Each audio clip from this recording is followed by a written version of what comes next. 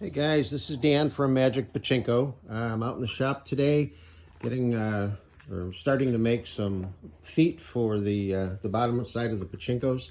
If you're going to mass produce these things like I do, the easiest way to do this is to get your boards, and in this case, I found some real nice maple, and you're going to do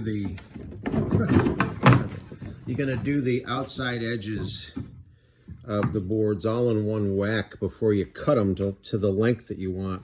So I have a router bit here that gives me the shape that I want, and then I just measure back with this board the distance from here to here, so that when the blade goes through, or when we shove the board through, it makes this nice cut. So I've got all of these both of these boards cut. I was using this as my guide, but I cut this one first. So there's the two boards with the cuts. So the next step is to get out a table saw and cut them to the right length. All right, so we've got the table saw set up, and what I've done is I've marked the length of the first piece that I want. Now this is a 6-foot board. I'll get 6 pieces out of it, but I'm gonna, instead of cutting them right at 12 inches, I'm gonna cut them a little less than 12 inches. Every time you make a cut, you're gonna lose the width of the blade. So I'm sure there's a real good mathematical way of figuring it out, but I just cut them a little less than 12, and it usually ends up working out real well. So when you use a table saw, essentially what you're going to do is you only need the blade to be just a little higher than your board. So the board is going to sit flat like that, and I'm going to drop the blade like that. You just need the teeth poking through the board. You don't want the blade way up in the air. Okay, and then I'm going to use this to make sure I keep my board square to the saw. I've got the guards in place, and I've got a vacuum on the backside to catch most of the sawdust. So I'll get some cut up, and then we'll get back to you. Okay, we made one cut. There's one piece right there. Now the easiest way to do this, rather than measuring every piece, is simply make your distance in your first cut what you want, and then use your first cut as a template. So kind of hard to do while I'm hanging on to the camera or the phone, but I'm going to square these two edges up and then make a mark. This way, like that. Okay. So I square these two edges, make a mark here, and then that's where I'll make my second cut. Then I'll use the original piece again and again and again down the board until I've made my 6 cuts. All right, so I've got up to 6-piece cut. So I've got 6 nice pieces here. And this is all I had left for scrap.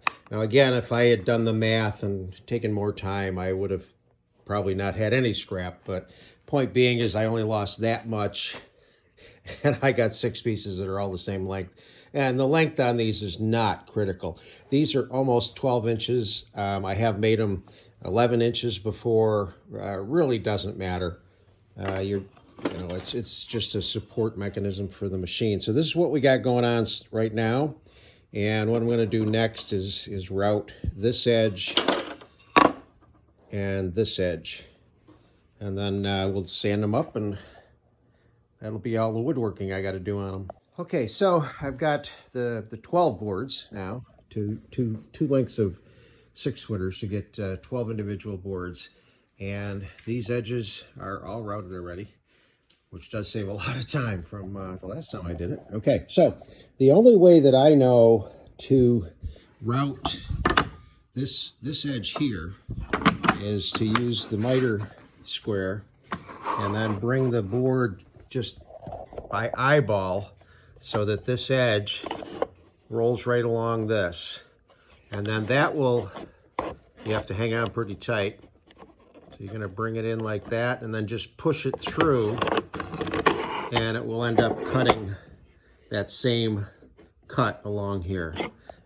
Certainly, if anybody is a little more miter savvy than I am, you want to chime in, please do. But that's the way I do it. Okay, so what we've got now are the 12 boards, and they've been routed on all 4 sides. So we got 1, 2, 3, 4 sides. So now I'll bring them over, and I've got a fairly light grit sandpaper, and I'm just, the boards themselves, this wood is beautiful. It's nice and smooth. I'm not going to worry about sanding this. I just want to sand all of the rough stuff off so that they're nice and pretty. So that's what we'll do next. Okay, so I'm done now. I've got most all the fuzzies and such are off of these. We've got them routed on all 4 sides. And keep in mind when you do this, I probably shouldn't say this, but these only have to look good in one place. And that's right there. Because that's all it's going to show on the pachinko. The machine is going to sit here, and this is on the back side. So I kind of messed this one up. Trying to fix it, I got a saw cut too deep. This I'll mount on the back side of the machine. Nobody will even know it's there. So now I've got 6 sets of nice feet out of that beautiful piece of walnut. And then this time of year I have to take them inside, but I'll take them in and give them a couple of coats of polyurethane. They'll look beautiful. Thanks for watching.